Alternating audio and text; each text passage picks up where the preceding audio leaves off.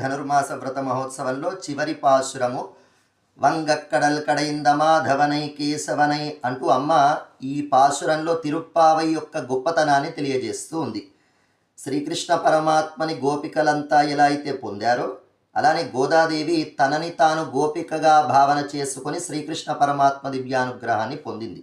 అటువంటి గోదాదేవి కృప చేసిన తిరుప్పావై ఈ భూమండలానికే ఒక దివ్యమైనటువంటి ఆభరణంలా ప్రకాశించేటువంటి శ్రీవిల్లిపుత్తూరులో అందమైనటువంటి చల్లనైనటువంటి తామర పూసల మాలికని ధరించినటువంటి శ్రీ విష్ణు చిత్తుల యొక్క ముద్దు బిడ్డగా ఉన్నటువంటి గోదమ్మ అనుగ్రహించిన తిరుప్పావైలో ఉండే ప్రతి పాశురం కూడా అత్యంత మహిమాన్వితమైనది.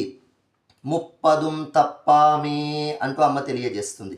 మనని ముప్పు నుంచి తప్పించేటువంటి ప్రతి పాశురం కనుక ముప్పదుం తప్పామి, ఏ పాశురాన్ని కూడా తప్పడానికి వీల్లేదు.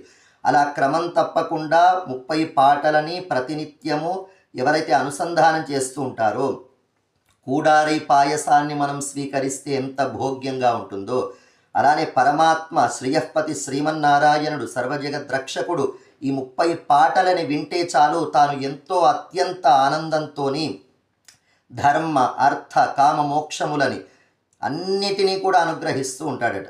మరి లోకంలో చాలామంది ఒక్కొక్క దేవతని పట్టుకుంటూ ఉంటారు. యో యో యాం యాం తను భక్త అంటూ శ్రీకృష్ణ పరమాత్మ తెలియజేస్తాడు. ఏ దేవతని మనం ఉపాసించినా ఆ దేవతకి అంతర్యామిగా ఉంటూ పరమాత్మని అనుగ్రహిస్తూ ఉంటాడు.